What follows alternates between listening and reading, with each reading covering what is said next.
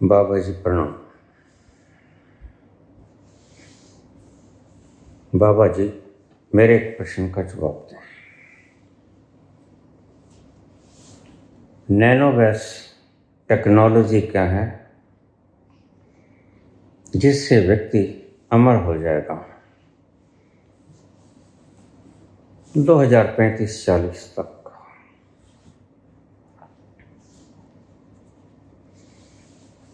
कृपा करके इसे विस्तार से समझाने का कष्ट करें। अरुण भारद्वाज, लखनऊ से।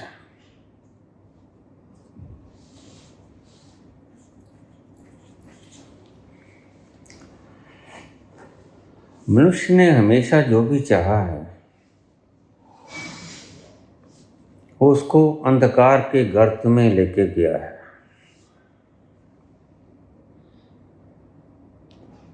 मनुष्य ने शक्ति चाही, शक्ति पा भी ली, खोज भी कर ली, अणुबम बना लिया, लेकिन क्या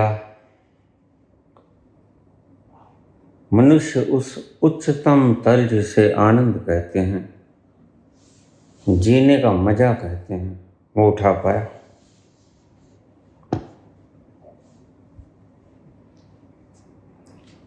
मनुष्य बेहोश है, विक्षिप्त है,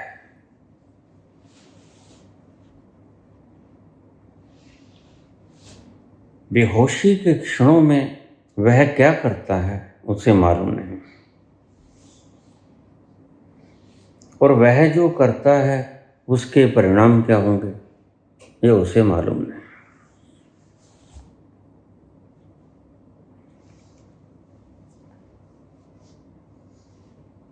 चाहता था मनुष्य चक्रवर्ती सम्राट हो जाऊं, सभी चाहते हैं।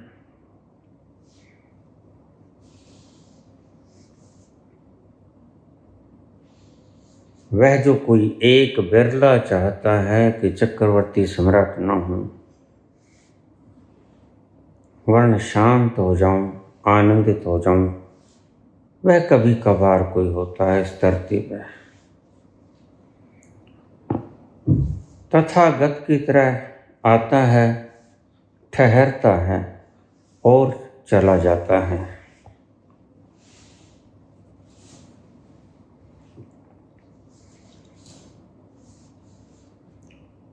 शक्ति चाहिए मनुष्य ने, शक्ति मिल गई अणुबम के द्वारा।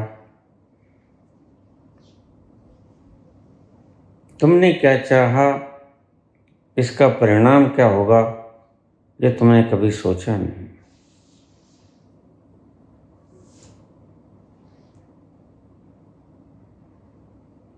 अणुबम से, एटम से, एटॉमिक एनर्जी से बिजली पैदा की जा सकती है व्यक्ति के सुख साधन आराम के लिए।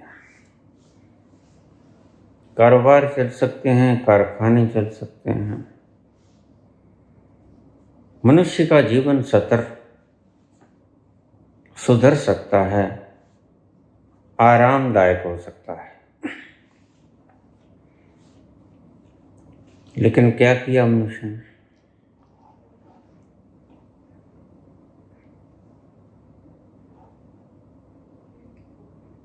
अगर तुम मूर्छित हो तो तुम्हारी इच्छाएं अगर पूरी कर दी जाएं तो उस मूर्छित मन से तुम जो भी कुछ करोगे वह दुखदायी साबित होने वाला है।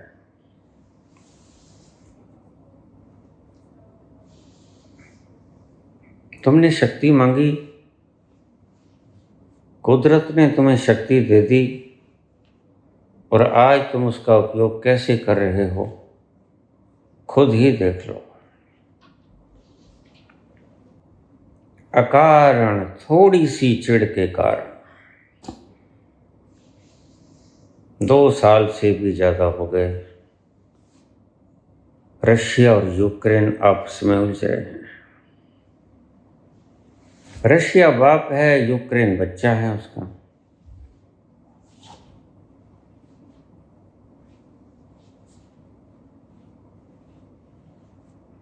डरा रहा है, धमका रहा है, तू ऐसा हो जा, तू ऐसा हो जा, नहीं तो मारेंगे, अणुबम गिरा देंगे।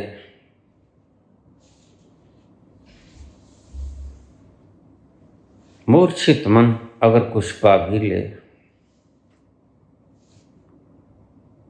तो वह कल्याणकारी साबित नहीं हुआ करता,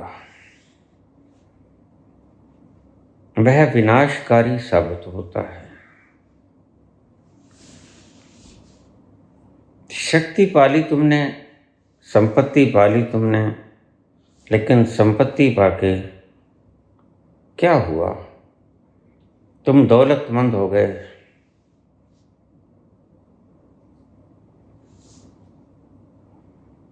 क्या तुम्हें आनंद मिला? तुम ठहरे, तुमने उस दौलत का उपयोग दूसरों को चिढ़ाने के लिए कर लिया।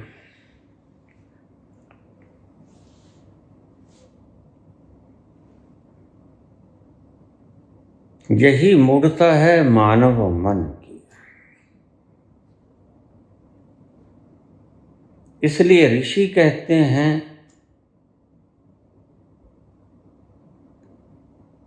किसी के पास शक्ति आने से पहले परमात्मा उसको शुद्ध कर देता है, क्योंकि अशुद्ध मन के पास अगर शक्ति चली जाएगी वह विनाशकारी होगी। शुद्ध मन के पास अगर शक्ति चली जाएगी वह कल्याणकारी होगी।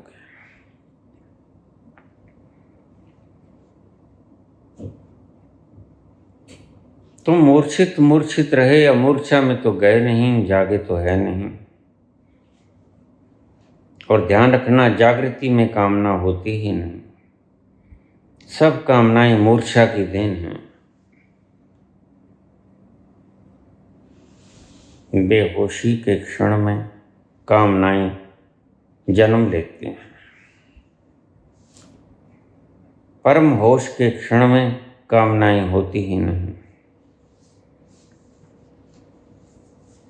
बेहोश मन कामना करता है मुझे ये मिल जाए, वो मिल जाए,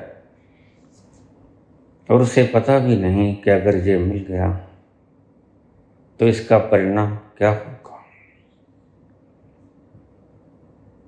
उसके लिए हितकारी होगा, मानवता के लिए हितकारी होगा या विनाशकारी होगा। ऐसा ही मानव मन ने सदा ही किया है। मानव मन का स्वभाव है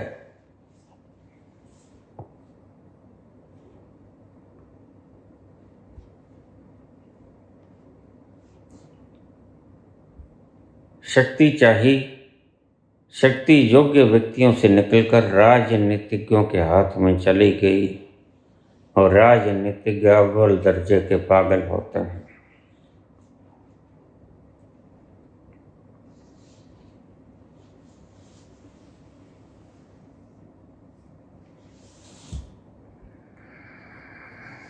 अगर पागलों का जमावड़ा देखना हो तो व्हाइट हाउस चले जाना, अमेरिका का, सब पागल मिलेंगे। वह एक तरह का छोटा पागल खाना है अमेरिका का, बड़े बड़े पागल वहां रहते हैं। सभी राजनीतिकों का यही हाल है। कौन सा भागा क्षण था जब हमने इन व्यक्तियों के हाथ में शक्ति दे दी और उस शक्ति से इन्होंने मूर्छित मन विनाश ही करेगा। मैंने पहले ही कहा तुम्हें, अमूर्छित मन, जागा हुआ मन सृजन करेगा। परमात्मा जागा हुआ है, इसलिए उसने इतना सृजन कर दिया। अगर सोया होता तो एक जरा भी ना बना सकता।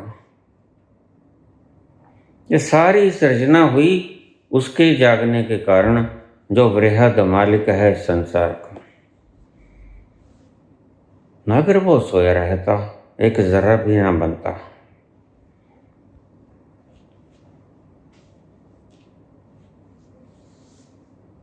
जागने से होता है सृजन, मूर्छा होता है विनाश।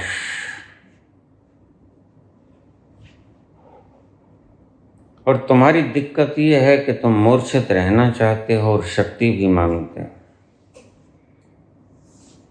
इसी दुविधा के कारण आज मानवता, आज नहीं चिरकाल से कितनी बार ध्वंस हुआ, कितनी बार यह धरती गर्त हुई, कितनी बार प्रलय हुई और कितनी बार फिर से आबाद हुई। बस ये सिलसिला कब से चल रहा है। इसे ही तुम समय का चक्र कहते हो, सतयुग से कलयुग।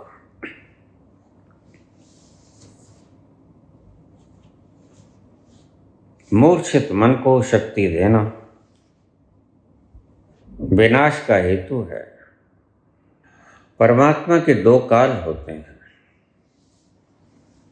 एक सृजन काल, एक विनाश काल। जब जागता है परमात्मा तो सृजन करता है, जब सोता है तो प्रलय करता है, जब उसने आराम करना होता है तो प्रलय कर देता है। मूर्छित हो जाता है परमात्मा। शब्दों को मत पकड़ लेना, शब्दों के भीतर छिपे हुए रस को पकड़ लेना।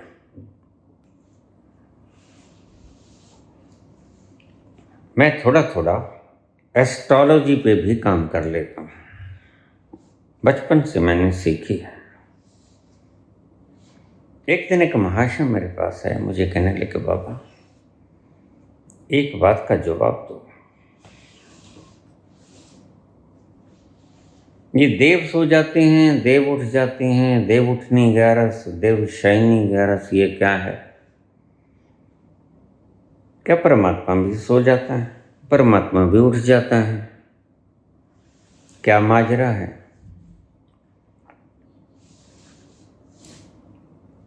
मैंने कहा ज़्यादा मत पूछो, पागल हो जाओगे।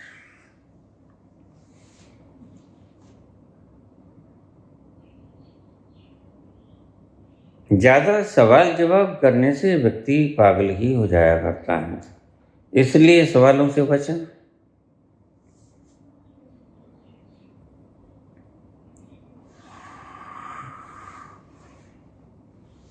बृहदारण्यक उपनिषद में गार्गी पूछती है,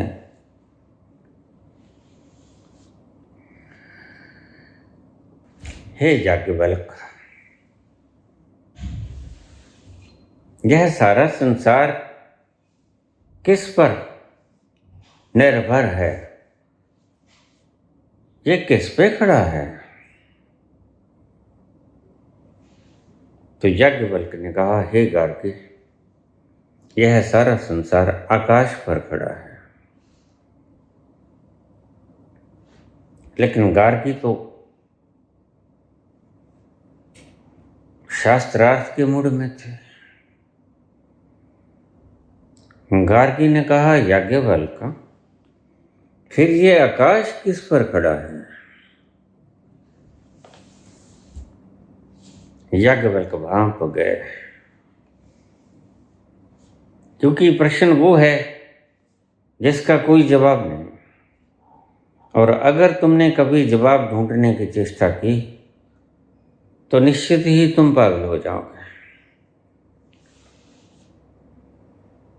इसलिए आज के धर्म उपदेशक पागल हो गए हैं। तुम उन्हें पहचान नहीं पाते। उनकी वेशभूषा देखो, ये किश्तीनुमा टोपी, ये नकल करके बड़ी बड़ी वैजयंती मालाएं, ये टीका तिलक, ये पीली काली दाढ़ी, पागलपन की निशानी है।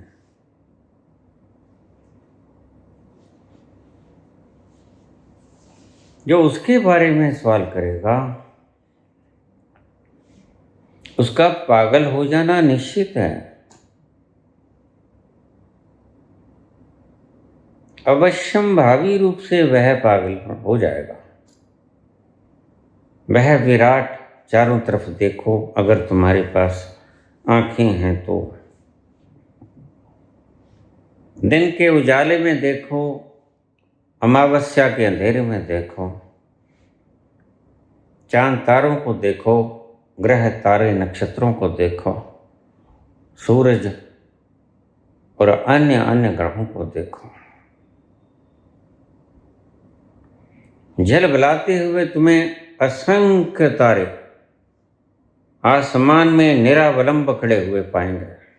कोई लेंटर नहीं, कोई सपोर्ट नहीं, और इतना भार है,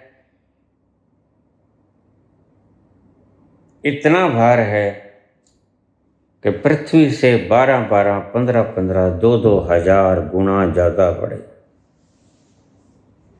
और ऐसे खड़े हैं आसमान में निरावलंब। कोई सहारा नहीं, कोई लेंटर नहीं डाला, निरावलंब खड़े हैं।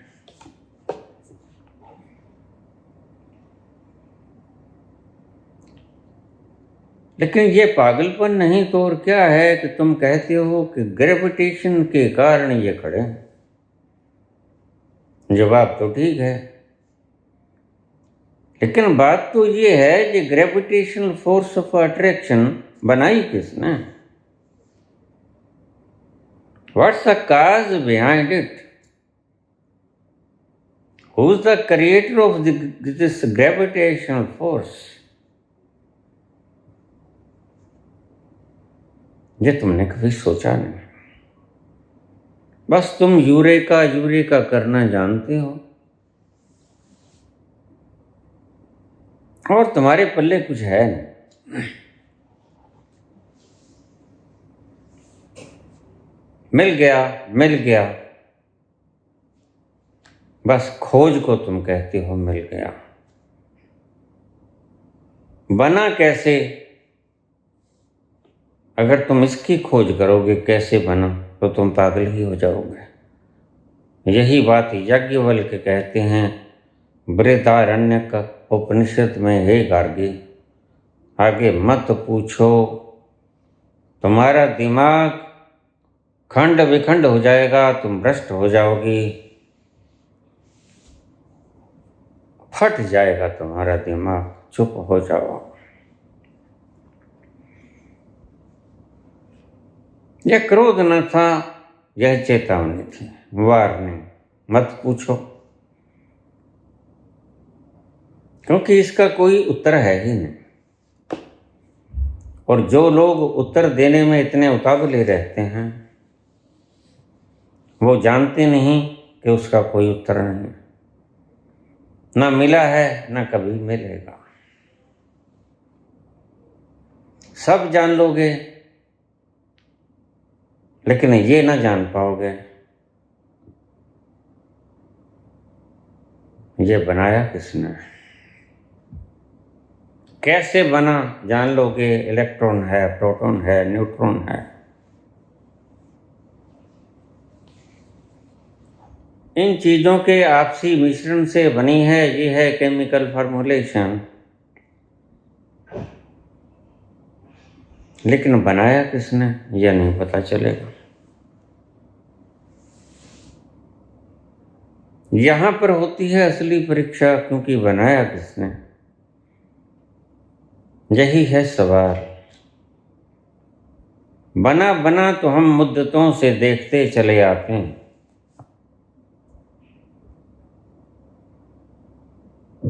लेकिन मूलतः सवाल यह है कि बनाया किसने। बस प्रश्न पूछना तो ये पूछा करो, कैसे बना, ये तो वैज्ञानिक आज नहीं कल बताते।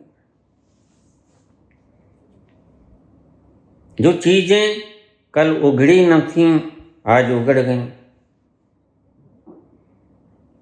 आज हजारों मील दूर बैठा व्यक्ति तुम पर मिसाइल छोड़कर तुम्हें मार सकता है, और तुम्हें पता भी न चलेगा उसके हाथ का इशारा, और तुम ढेर हो जाओगे। तो जिसने ये चीज पैदा की, जिसने ये नियम पैदा किया, क्या वह नहीं जानता इसको जिसने बनाया?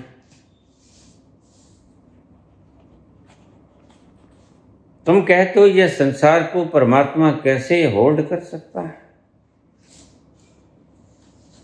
जैसे चंद्रयान 3 को यहां से बैठे बैठे हमारे वैज्ञानिक दिशा दे रहे थे, यहां उतर जाओ, यहां ठहर जाओ, यहां चक्कर लगाओ, यहां नीचे आओ, यहां साइड में जाओ, लेफ्ट जाओ, राइट जाओ, यहां बैठे बैठे दिशा निर्देश दे रहे थे और चंद्रयान चल रहा था उसी तरह। यही तो संत कहते हैं कि वह नचा रहा है तुम्हें, तुम कठपुतली हो उसके हाथ की। लाओसे बोलते हैं तो तुम्हें पागल लगते हैं, वैज्ञानिक बोलते हैं तो तुम उन्हें समझदार कहते हो, नोबेल दे देते हो। बस वैज्ञानिक उस तल पे न चला जा पाएगा जिस तल पर याज्ञवल्क्य पहुंच जाते हैं, कृष्ण पहुंच जाते हैं। जहां यात्रा समाप्त होगी अल्बर्ट आइंस्टीन की, आर्किमिडीज की, न्यूटन की, वहां से यात्रा शुरू होगी याज्ञवल्क्य की। जहां तुम्हारे विज्ञान थक जाएंगे वहां अध्यात्म की शुरुआत होगी।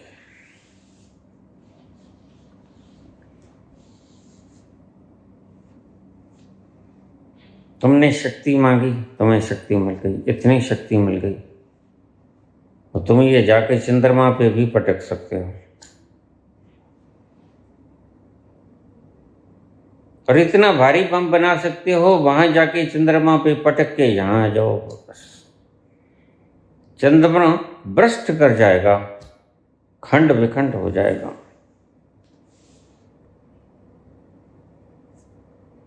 मूर्ख के हाथ में जब शक्ति लग जाती है वह सदा विनाशकारी होती है। राजनीतिज्ञों के हाथों में वैज्ञानिक खोजें पड़ गई तो राजनीतिक मूढ़ व्यक्ति तो मूर्खता के लिए ही इस्तेमाल किया करता है। तुमने किसी को वोट देके लोकतांत्रिक ढंग से राजा बनाया और वह सदा राज करूंगा जब तक मर ना जाऊं, इसकी कामना पा ले तो यह मूढ़ता नहीं तो और क्या है।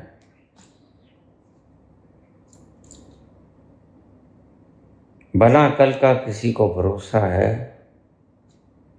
कौन कह सकता है कि हम 100 साल जीवित रहेंगे?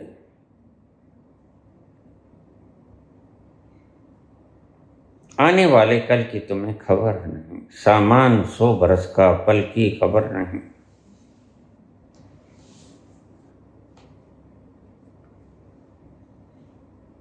मूढ़ व्यक्तियों के हाथों में शक्ति देना अपराध है। आज नहीं कल विज्ञान को जो चीज खोज ली जाएगी वह गुप्त रखनी पड़ेगी।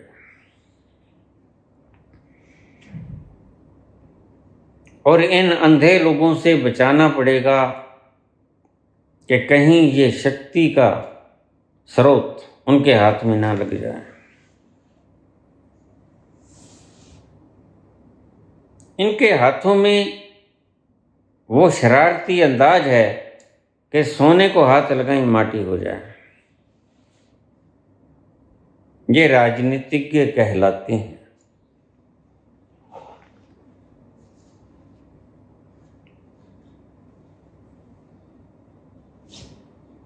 आज तुम्हारे हाथ में शक्ति है, तुमने शक्ति मांगी थी, लेकिन तुमने शक्ति का कैसे उपयोग किया मुझे बताने की आवश्यकता नहीं। एक उत्तर कोरिया का पागल बैठा, वो कहता है कि मेरे तो टेबल के ऊपर एटॉमिक बम का रिमोट पड़ा होता है हर वक्त। क्या दिखलाना चाहता है संसार को? यही दिखलाना चाहता है कि मैं सबसे ज्यादा शक्तिमान। वो भूल गया कि ये शक्ति तुमने खोजी नहीं, किसी वैज्ञानिक ने खोजी थी।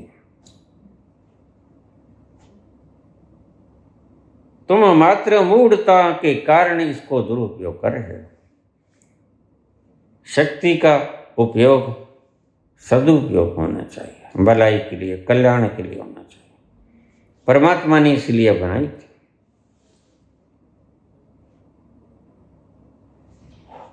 परमात्मा अमृत भी बनाता है, जहर भी बनाता है, लेकिन जहर बनाने का कारण है,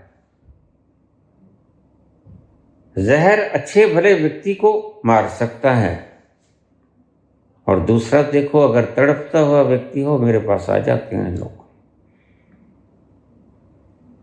बाबा मेरी माता है, मेरा पिता है, मेरा दादा है, मेरी दादी है, मुद्दतों से तड़प रही है, प्राण नहीं निकलते उसके, कुछ उपाय करो। मैंने कहा क्या उपाय करूं, मार दूं उनको? तो चुप हो जाते हैं, मुंह उतर जाते हैं उनके। और क्या कहने आए हो मुझे? यही तो कहने आए। सुंदर सुंदर अल्फाज प्रयोग करते हैं, उसको मुक्ति दे दो। कहना वो यही चाहते हैं कि उसको मार दो। सुंदर शब्दों का प्रयोग करके तुम्हारी मनोवृत्तियों को तुम छुपा लेते हो, सत्यों को तुम छुपा लेते हो। तुम चाहते हो वह मर जाए, तड़पे ना, क्योंकि तुमसे उनका तड़पना देखा नहीं जाता। वही जहर है जो अच्छे भले व्यक्ति को मार सकता है, और वही जहर है जो तड़पते हुए व्यक्ति को भी मार दे तो कल्याणकारी होता है।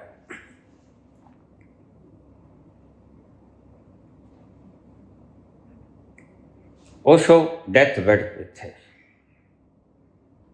एक छोटी सी कहानी बता दूं, बस ये फौज नाराज ना हो जाए। जो चिपटी पड़ी है ओशो से, जो चले गए, और सारी उम्र वो कहते रहे मेरे जाने के बाद मेरे से चिपट मत जाना। लेकिन दुनिया का बेहोशी का मेजरमेंट इतना गहन है कि वह संतों की कही हुई बात को मानता नहीं। कहता है किसी क्षण में कह दिया होगा, स्पष्ट कह गए मेरे जाने के बाद मेरी सब विधियां बेकार हो जाएंगी। जैसे कोई कैटालिटिक एजेंट कहे कि मेरे जाने के बाद तुम्हारी रासायनिक क्रियाएं बंद हो जाएंगी, तो इसमें गलत भी क्या है? मैं आज बैठा हूं, सभी तामझाम चल रहा है, और कल मैं चला जाऊं, मेरे ही होने से तो खिलते थे गुलशन, मेरे चले जाने से बस खिजा आएगी।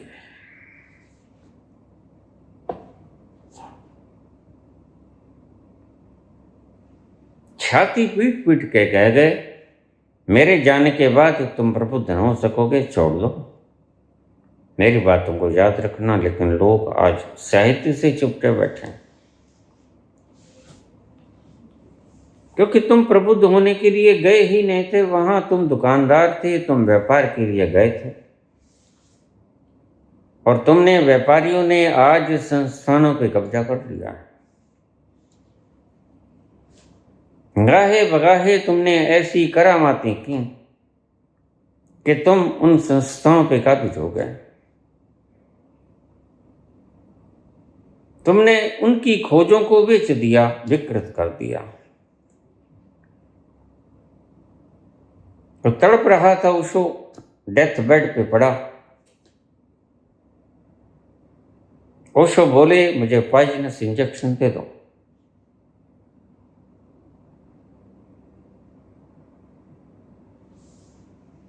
आई वांट टू डाई सून। शीघ्र मरना चाहता हूं, मैं तड़पना नहीं चाहता।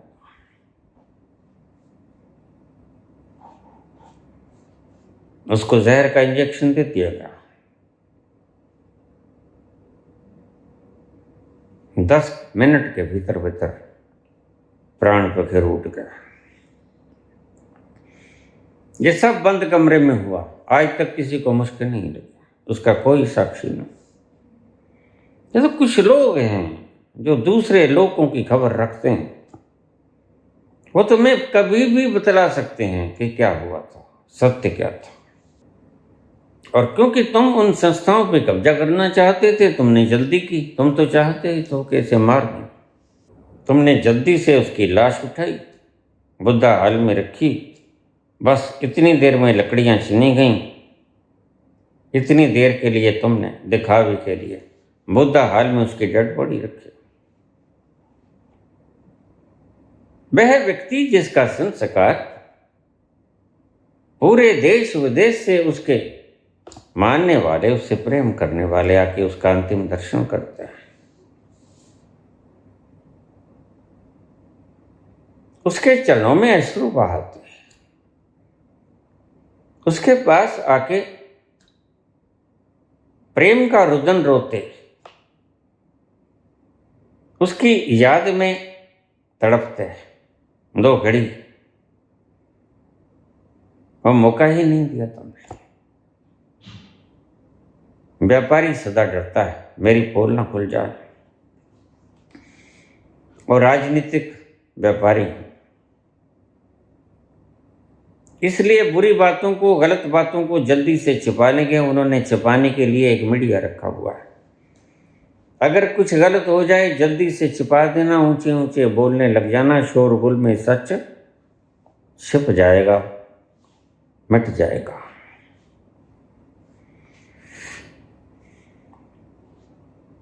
वह व्यक्ति जिसका संस्कार चंदन की लकड़ियों में होना चाहिए था, करोड़ों लोगों की मौजूदगी में होना चाहिए था, अश्रु बहाते हुए सभी लोग चाहे हंस खुशी से उसको विदा करते, चाहे रुदन भरी आंखों से उसे विदा करते, लेकिन सबकी मौजूदगी में वो विदा होता, 5 तत्व में विलीन होता उसका शरीर। और तुमने क्या किया उस व्यक्ति के साथ? तुम्हें शर्म आनी चाहिए कि वह जल्दी जल जाए, उसके कारण तुमने उसके ऊपर मिट्टी का तेल छिड़का, घी नहीं छिड़का, मिट्टी का तेल छिड़का, पेट्रोल मिक्स छिड़का, ताकि इसकी बॉडी पोस्टमार्टम के योग्य ना रहे, हमारी पोल ना खुल जाए। और जैसे ही वो धू धू करके जलने लगा, तुम्हारे हृदय सुकून से भरना लगा। लो, हमारी चाल पूरी हो गई, चाल पूरी हो गई। लेकिन पुत्रों, तुम भी क्या लेके जाओगे यहां से? वह व्यक्ति जो संसार को बहुत कुछ अब भी देने में समर्थ था,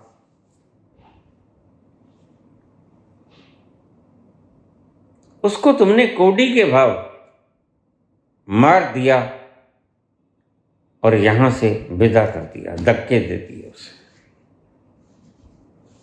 और तुम्हें जरा भी लज्जा नहीं है। वह व्यक्ति जो विश्व की अमानत था, उसके भीतर एक वो अंतिम प्रहर का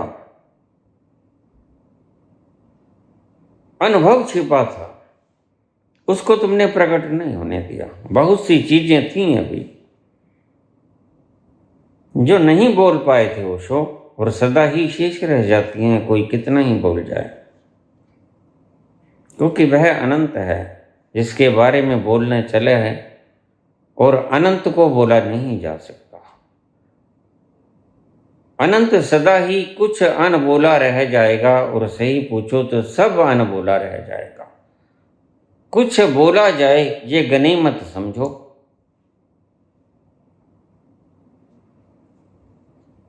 तुमने संतों के साथ ऐसा ही व्यवहार किया है। मूर्ख के हाथ में शक्ति आ जाए, बिल्कुल ऐसे ही है जैसे बच्चे के हाथ में हम रिवॉल्वर दे दें। बंदर के हाथ में हम रिवॉल्वर दे दें, क्या होगा? बंदर के हाथ में उस तरह दे तो ब्लेड पकड़ा दो, देखो क्या होता है। समझ के बिना सभी चीजें विनाशक हो जाती हैं। समझ हो तो सभी चीजें सृजनात्मक हो जाती हैं।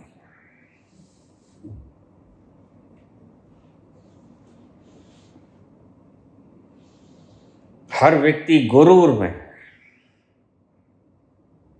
और तुमने आज धरती को, पहले तो शमशान घाट अलग होते थे, बस्तियां अलग होती थी। आज मुझे बताओ बस्तियां कहाँ? कोई बता पाएगा? आज बस्तियां हैं ही नहीं। कोई एक व्यक्ति प्रबुद्ध किसी एक एकांत कमरे में बैठा, बस वहीं बसते, बाकी सब शमशान। पहले कुछ स्थानों पे शमशान होते थे और बाकी बस्तियां होती थीं। आज बस्ती तो कोई है नहीं। सारा संसार तुमने शमशान बना दिया है। जरा खुली आंखों से निहार के देखो संसार को, तो पता चलेगा। यूक्रेन है, रशिया है, और कल तो मैंने सुना कि जो पागल ट्रंप, ये सब दिखाना चाहते कि हाँ हम हुए थे। लेकिन याद रखो बेटा, इतिहास तुम्हें भूल ही जाएगा। और तुम्हारा नाम तुम कहते हो रह जाए, नाम तो गोडसे का भी रहता है, नाम तो मीर जाफर का भी रहता है, नाम तो जयचंद का भी रहता है। लेकिन वो विख्यात नहीं होके रहते, वो कुख्यात होके रहते। अगर ऐसे उपद्रव करोगे, और नाम को अमर करने से कोई व्यक्ति थोड़े ही अमर हो जाता है। ये सब तुम्हारे मन की चालबाजियां हैं। बच्चे पैदा कर लो, नाम रह जाएगा, यह लिखेगा मेरा ये नाम मेरे बाप का, ये नाम, मैं अमर हो जाऊंगा। तुम पीढ़ियों को सिर्फ इसलिए जन्म देते हो कि तुम्हारा नाम अमर हो जाएगा। वह बच्चा लिखेगा, लेकिन बच्चे ज्यादा समझदार हैं। बच्चे आज अपना नाम लिख देते हैं, नीचे लिख देते हैं पिता का नाम हिरण्यकश्यप। क्या करोगे फिर? जब तुम उन्हें मारोगे, जब पिता पुत्र को मारेगा, तो पुत्र पिता के बारे में क्या संज्ञान देगा? हिरण्यकश्यप। क्योंकि हिरण्यकश्यप ने भी तो अपने पुत्र को मारा, मारने की चेष्टा की। ऐसे किसी के मारने से कौन मरता है? जाको राखे साइया, मार सके ना कोई, बाल न बांको कर सके जो जग बैरी होए। यहां से मैंने शुरू किया, अब तुम्हारी बात को मैं ले लूं। कल मेरे एक शिष्य ने एक क्लिप भेजी मुझे। हमारे महान सदगुरु, उसको सेना के जवानों ने पकड़ रखा है, पुलिस ने, और लिखा है the whole of the India is mourning. सारा भारत मोरनी बना हुआ है। हंसो मत भाई, whole of the India is mourning. सारा भारत मोरनी बना हुआ है। मैं कहा भारत को क्या हुआ भाई? सदगुरु ने अपना क्राइम कन्फेस कर लिया। उसकी सिटीजनशिप समाप्त हो जाएगी। मैंने कहा कोई राजनीतिक चालबाजी होगी, मैं इन्हें अच्छी तरह से जानता हूँ, ये कोई राजनीतिक प्रचार का तंत्र होगा। पहला सदगुरु से इंडिया ने लेना क्या है, वो मोरनी क्यों बनेगा? उसने क्राइम कन्फेस कर लिया है।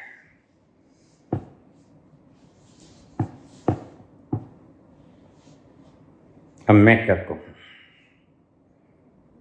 राजनीतिक धंधे हैं, इतना कमा लिया तुमने, इतना कमा लिया, खाओगे कब? आराम कब करोगे?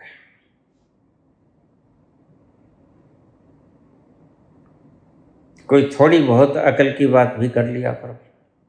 काम धाम कमाई धंधा इसलिए होता है कि जोड़ लो, ताकि बाकी की उम्र में हम आराम से अपने भीतर की यात्रा को शुरू कर सकें। किसी को क्यों परेशान करना? अगर सभी लोग महात्मा बुद्ध की तरह मांगने लग गए, जो कि मांगना तो बहुत मुश्किल है, इससे बड़ी बात और क्या होगी? मांगना बड़ा मुश्किल है, मांगने में अहंकार टूटता है। और महात्मा बुद्ध तो राजा हैं, वारिस हैं, अपनी गद्दी को छोड़ के आ जाते हैं, फिर मांगने लग जाते हैं। इसके भीतर तो कोई कारण था, कारण था। अगर तुम्हें वास्तव में उस तत्व तक पहुंचना है तो तुम्हें अपने आप को खतरों से घिरने देना होगा, खतरों में रहना होगा।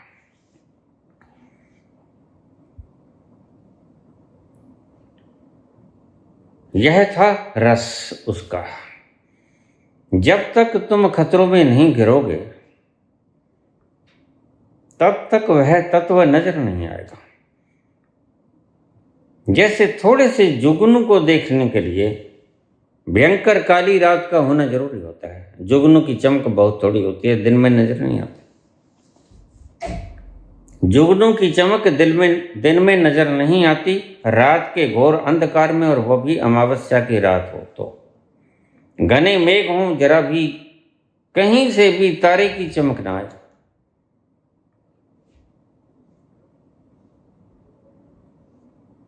अगर खुद के उस जीवंत तत्व को देखना है तो खतरे में पड़ना होगा, अनसिक्योर होना होगा, निरावलंब होना होगा।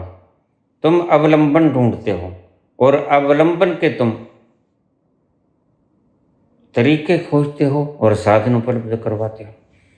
ये धन धान्य, पदवियां, प्रतिष्ठा, घर बार, मकान, बड़े बड़े बंगले वगैरह, ये सब तुम्हारी सुरक्षा के उपाय।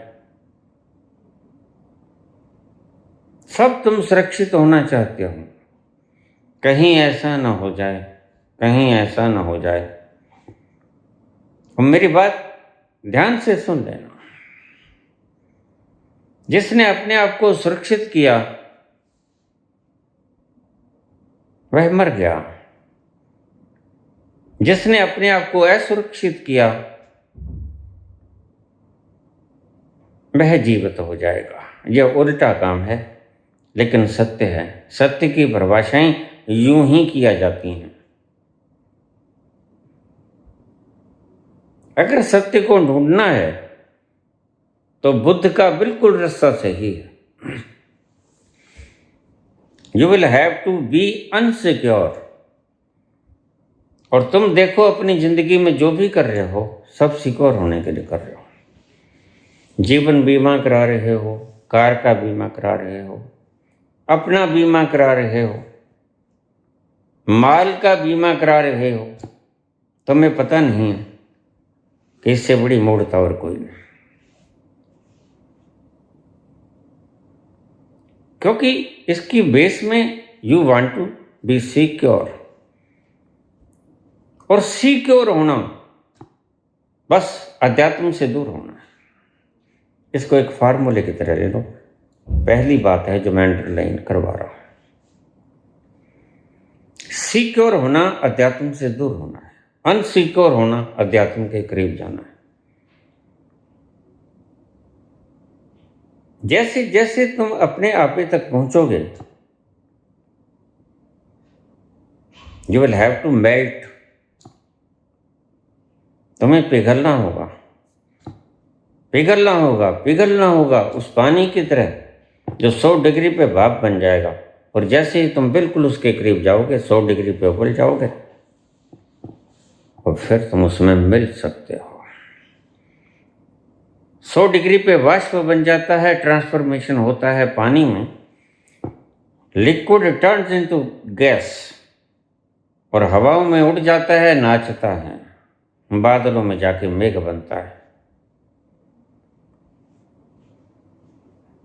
तो इस फार्मूला को याद रख लेना। If you want to be really happy, सच में तुम सुखी होना चाहते हो, सच में सुखी होना आनंदित होने को कहते हैं।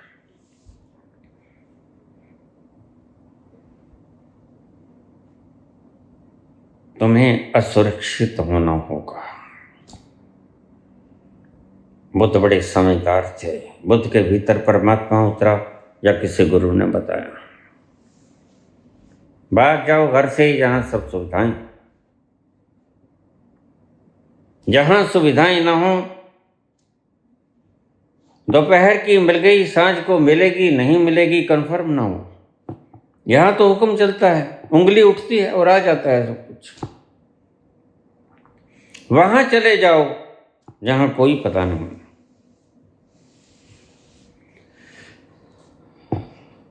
बूंद छिपी किस बादल में, बूंद छिपी किस बादल में, कोई जाने ना।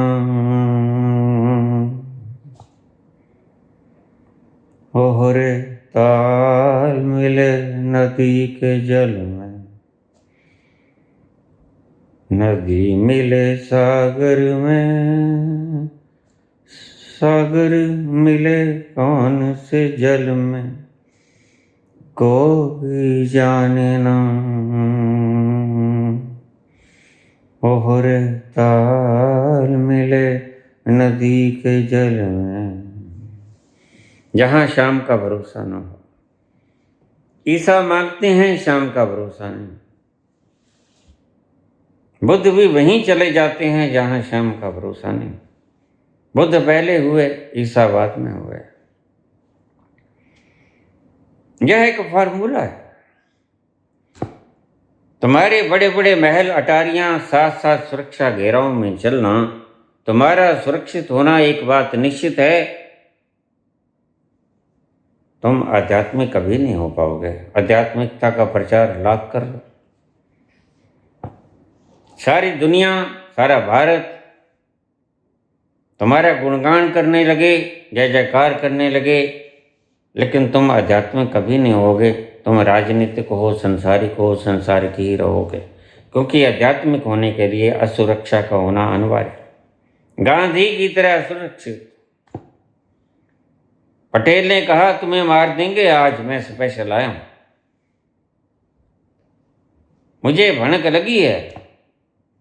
तो गांधी ने 2 टूक जवाब दिया, और मैंने अब करना भी क्या है, तुम जाओ अपना राजकाज संभालो। अल्फाज सख्त थे लेकिन सत्य थे। जानते थे गांधी इस राज को असुरक्षित होना परमात्मा के करीब होना है, इसलिए बेधड़क होकर जॉर्ज पंचम के सामने नंगी खुली छाती लिए खड़े हो जाते हैं 4 हड्डियों वाले। वो इस राज को जानते हैं, असुरक्षित होना परमात्मा के करीब होना है। यह क्या है जो व्यक्ति को अमर बनाती है? लो इस पर थोड़ा सा विचार करें।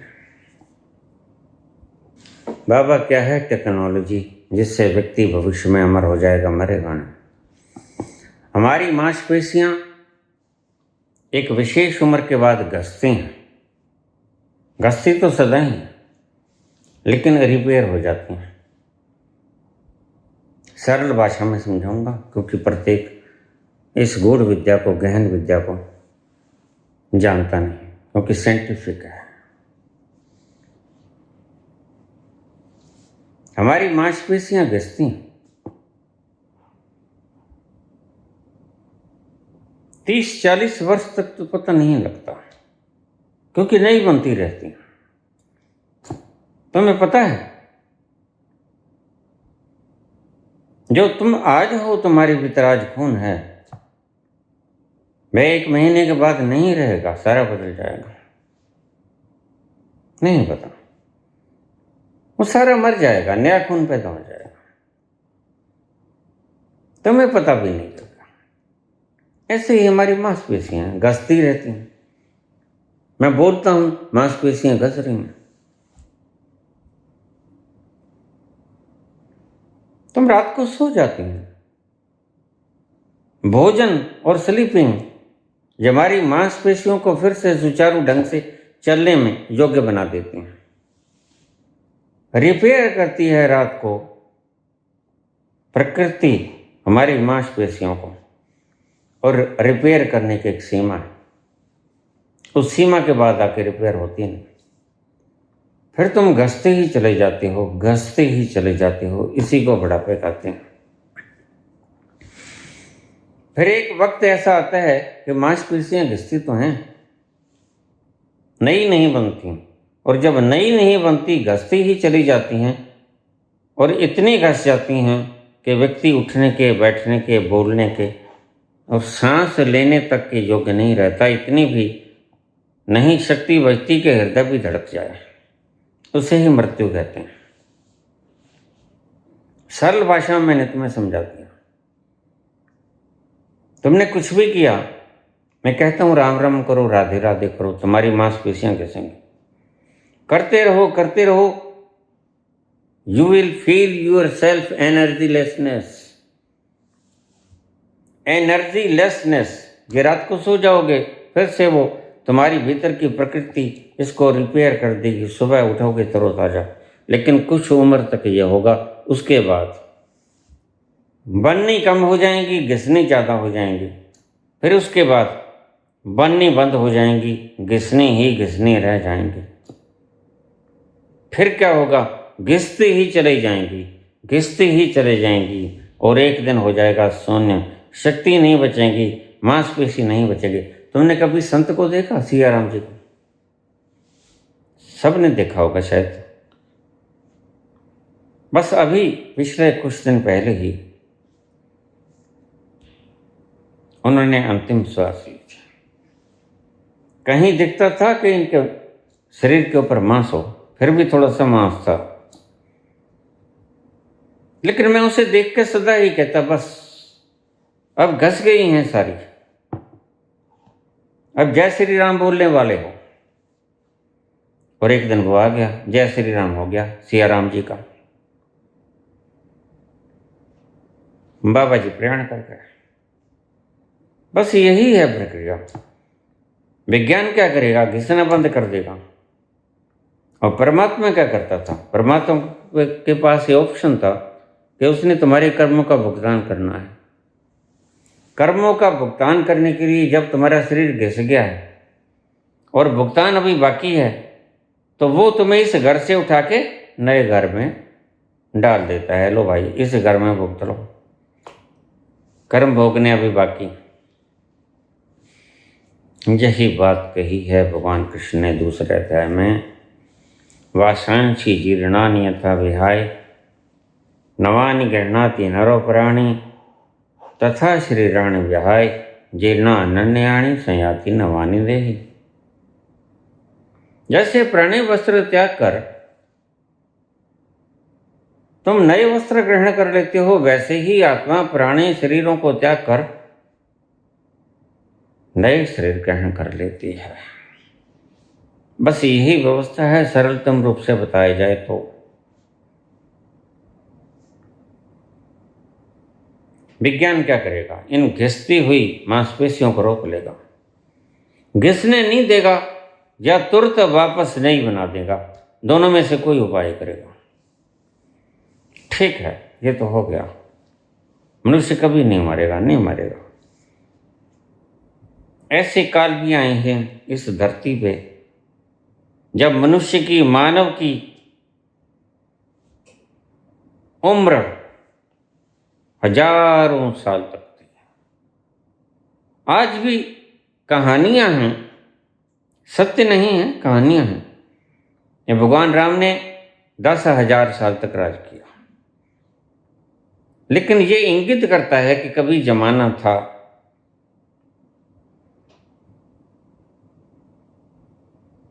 इस त्रेता में नहीं तो किसी और त्रेता में, क्योंकि त्रेता कौन सा है, किसी और त्रेता में उम्र 10,000 साल होगी, 20,000 साल, 50,000 साल, लाख साल। उम्र का मतलब नहीं है। मनुष्य का जामा मिलने का मतलब उम्र से कोई लेना देना नहीं। ये तो घर है भुगतान के लिए।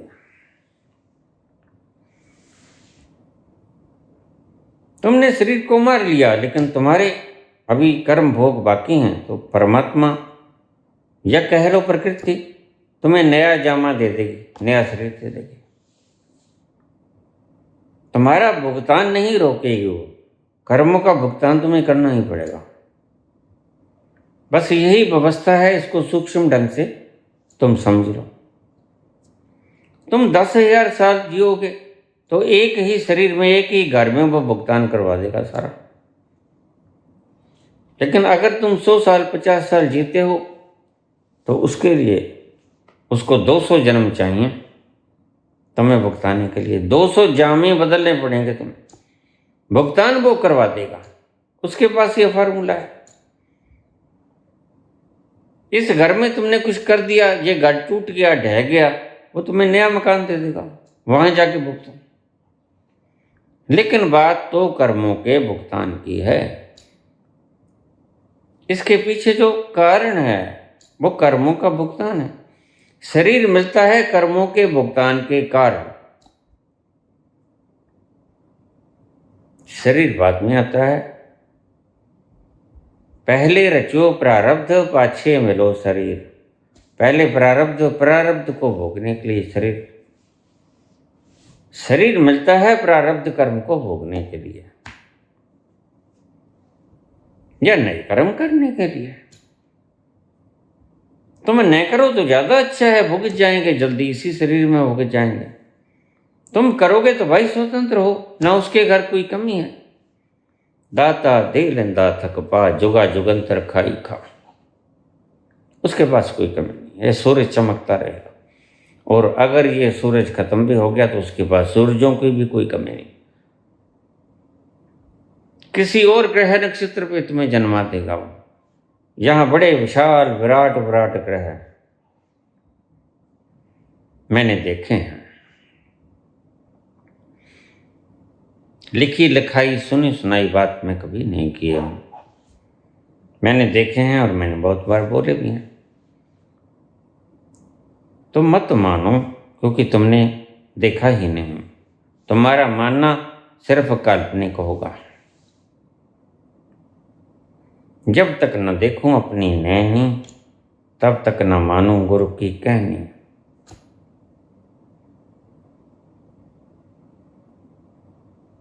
परमात्मा का ये विधान, प्रकृति का ये विधान कि उसने तुम्हारे कर्मों का भुगतान करवाना, और कर्मों का भुगतान करवाने के लिए तुम्हें शरीर चाहिए। यह जामा तुम्हारा शरीर, तुम्हारा घर है। अगर तुम इसको अमर भी बना दोगे तो वह जो 200 जन्म में भुगतना था तुमने, वह एक जन्म में भुगत लिया जाएगा, या फिर और भी रह जाएंगे तो और दूसरा जन्म मिल जाएगा। तुम लाख साल के भी हो सकते हो, और वैसे भी तुम लाख साल पुराने, लाखों से लाखों साल पुराने।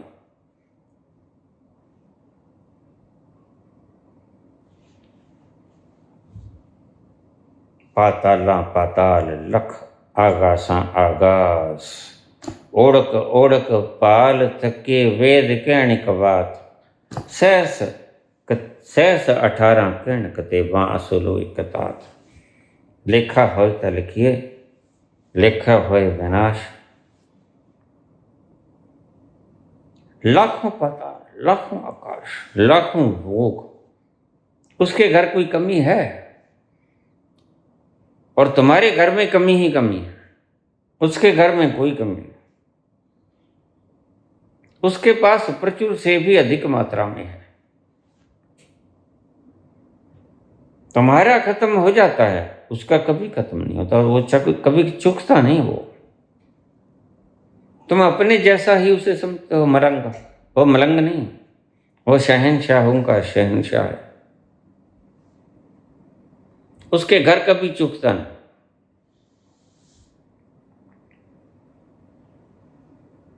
अगर तुम साइंस ने कल को आविष्कार कर लिया, कुछ नहीं होगा, बल्कि एक और दुर्गति होने वाली है मानवता की।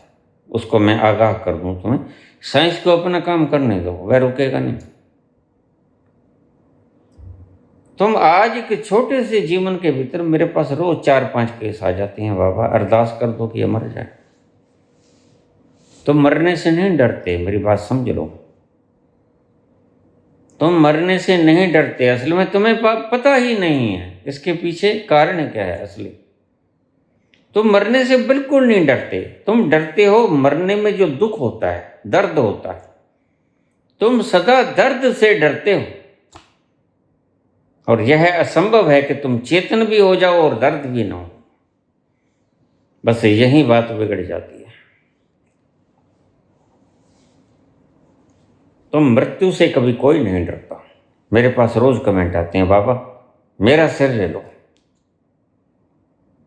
मैं मरने से नहीं डरता, मैं मरने से नहीं डरती। मैंने कहा पुत्री, मैं जानता हूं मरने से कौन डरता है।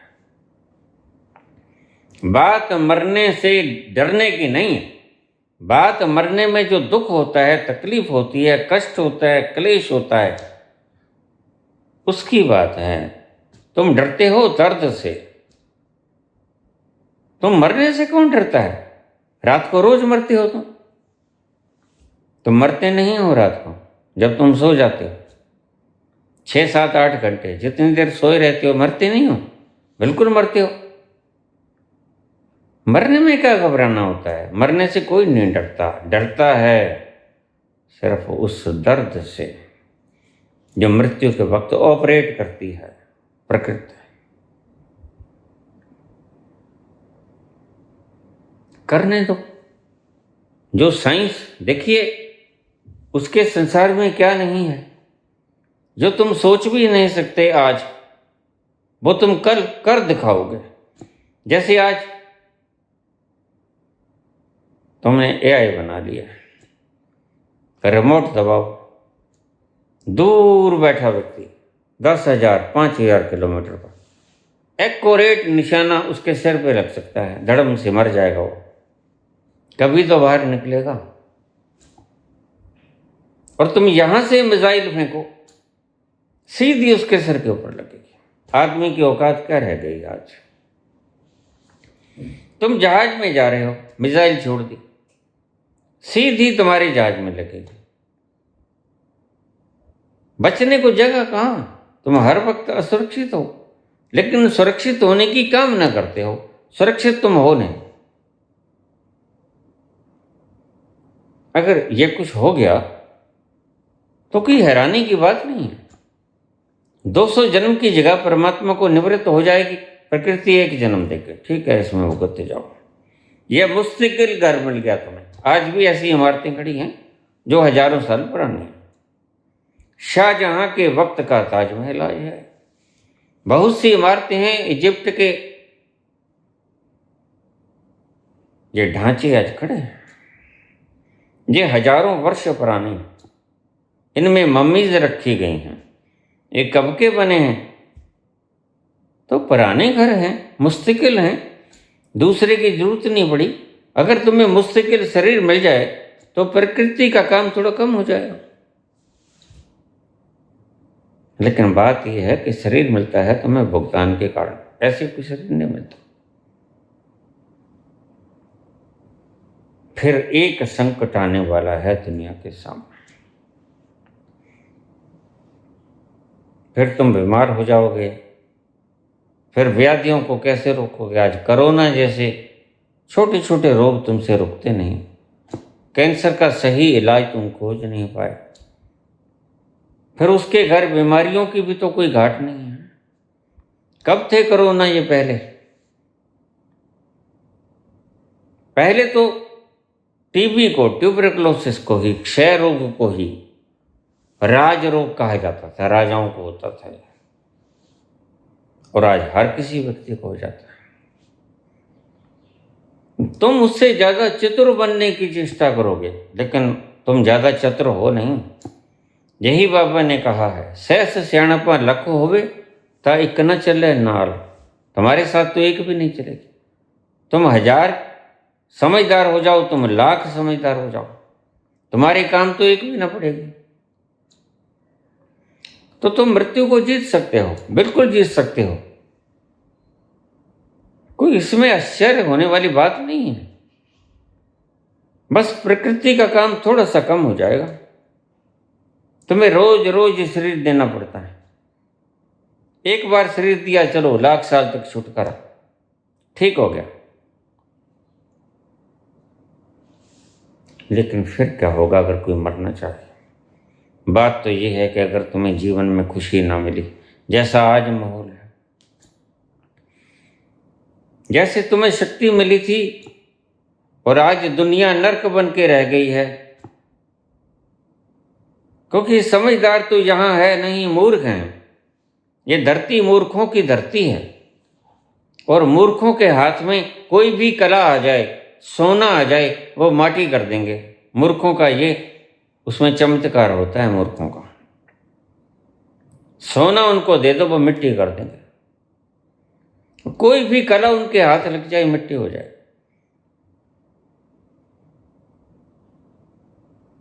एटॉमिक पावर तुम्हारे हाथ में लगी, तुमने विनाश का कारण बना लिया। और आज वो उत्तर कोरिया का मोटू सा बैठा है, गालें पलाए, वो कहता है मेरे तो मेज पे पड़ा होता है। पुतिन कहता है मार दूंगा, और वह जेल से निकला हुआ पागल ट्रंप, वह अपनी ही बोली बोलता है। असल में तुम श्रेय मांगते हो, तुम्हें कहानी ही नहीं पता क्या है।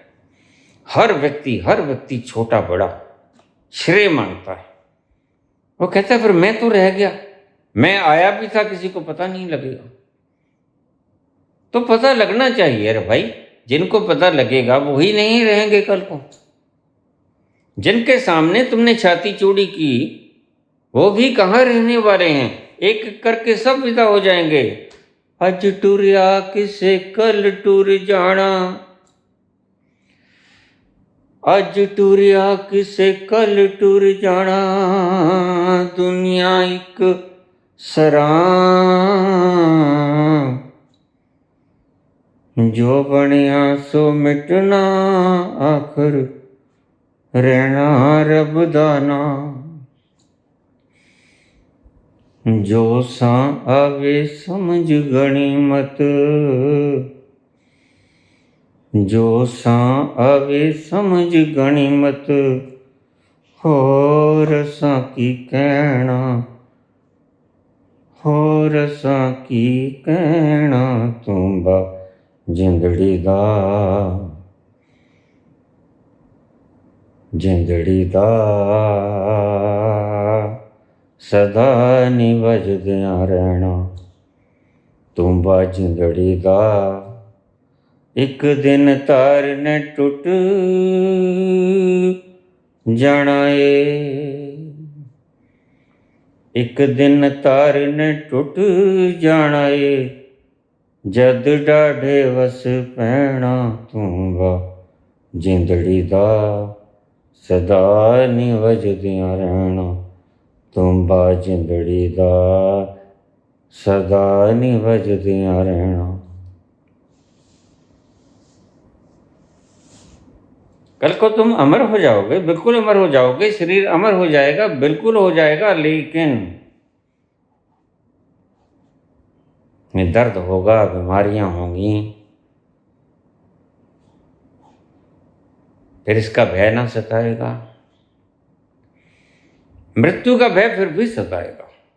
शरीर की उम्र चाहे 50 साल हो, चाहे 50 लाख साल हो, बात तुम्हारी है। तुम सुरक्षा ढूंढोगे और फिर बड़ी मुश्किल हो जाएगी। लाख साल का सवाल है। इसने तो गोली मार दी, तो मैंने तो लाख साल जीना है, मैं जी भी सकता हूं।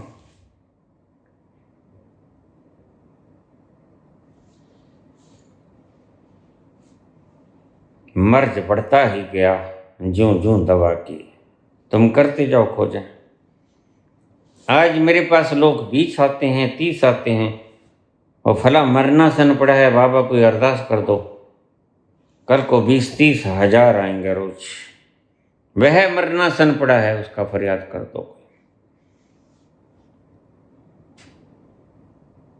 बात अमरता की नहीं है, बात है तुम्हारी मूढ़ता की। जो शरीर तुम्हें मिलेगा वो लाख साल मिलेगा, लाख साल ठहरेगा ये इमारत, या 50 साल ठहरेगा ये इमारत, इससे कोई फर्क नहीं पड़ता। रहने वाले को क्या फर्क पड़ता है।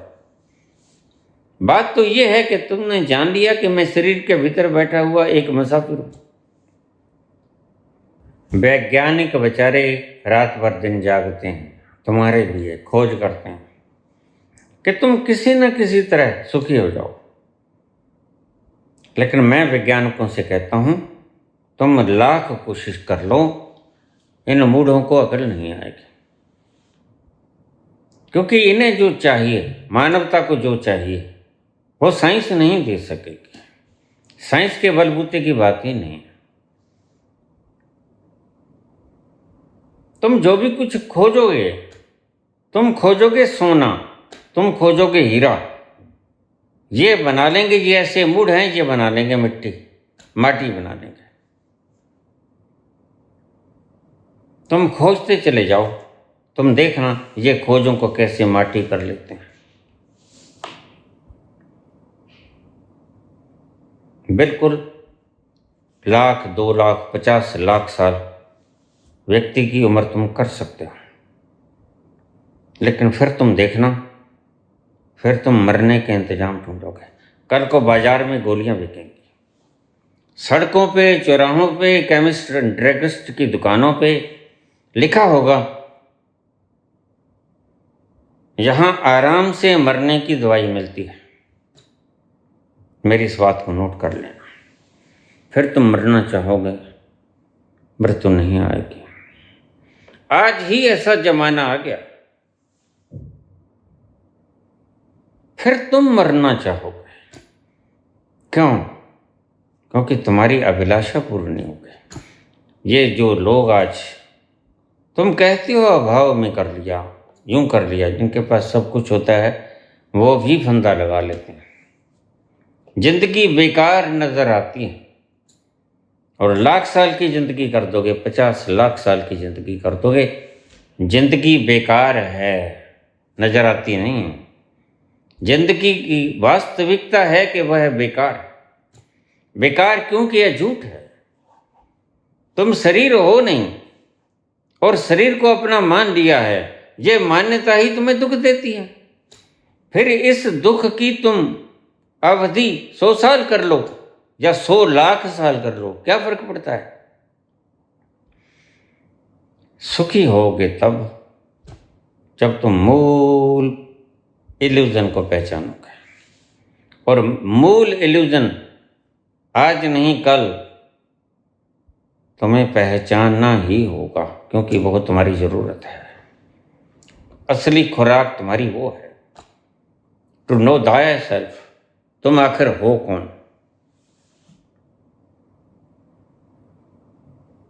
तुम थोते इलाज करते रहो, कोई हर्जा नहीं, कौन रोकता है। लेकिन संत तुम्हें सन्मार्ग पे डालने के लिए उद्यत रहता है। संत का जीवन ही इसलिए है। वो तुम्हें रोकता नहीं, तुम करते रहो, इन मूढ़ताओं को करते रहो। तुम बंटों से खेलना चाहते हो, खेलो। खिलौनों से खेलना चाहते हो, खेलो। बस व्यक्ति के खिलौनों का शेप बदल जाता है, स्टाइल बदल जाता है। पहला बच्चा खिलौनों से खेलता है, गुड्डे गुड्डियों से खेलता है, गुड्डे गुड्डियों की शादी पर बाहर जाता है। फिर बड़ा हो जाता है, फिर धन के सिक्कों से खेलता है, डॉलर से खेलता है, रूबल रुपयों से खेलता है, यूरो से खेलता है। लेकिन खेल वही है, थोड़ा ढंग बदल गया है। पहले गुड्डे गुड्डियों की शादी रचाते थे, अब उस पुरुष स्त्री की शादी रचाते हो।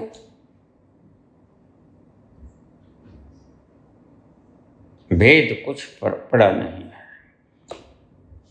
तुम्हारी मूर्ताएं वही की वही हैं, बस तरीके तौर तरीके बदल गए।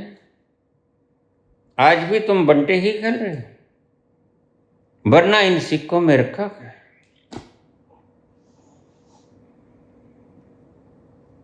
क्या रखा है? कुछ मिला? बंटे खेल के कुछ मिला? बड़े होकर पाते हो कि वक्त मैंने खराब कर दिया। तुम खोज लो, तुम लाख साल की जिंदगी कर लो, कर लो, कोई नहीं रोकता। अच्छा है, एक ही घर में बैठे रहोगे, कल को ये तो ना कहोगे मैंने तो नहीं किया था जी। याद तो रहेगा तुम्हें कि हाँ ये मैंने ही किया था, वो बस लाख साल पहले की बात है।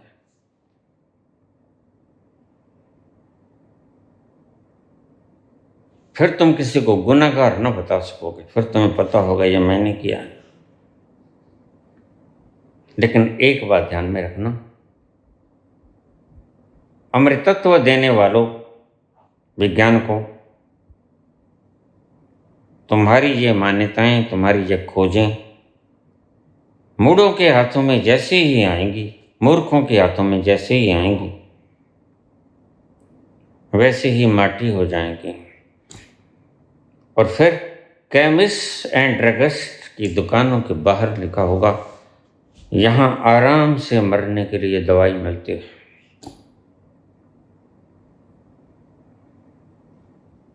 Easy to die। Shri Krishna Govind हरे मुरारी, हे नाथ नारायण वासुदेव। श्री कृष्ण गोविंद हरे मुरारी, हे नाथ नारायण वासुदेव। पितु मात स्वामी सखा हमारे, हे नाथ नारायण वासुदेव। श्री कृष्ण गोविंद हरे मुरारी, हे नाथ नारायण वासुदेव। श्री कृष्ण गोविंद हरे मुरारी, हे नाथ नारायण वासुदेव। पितु मात स्वामी सखा हमारे, हे नाथ नारायण वासुदेवा। श्री कृष्ण गोविंद हरे मुरारी, हे नाथ नारायण वासुदेव।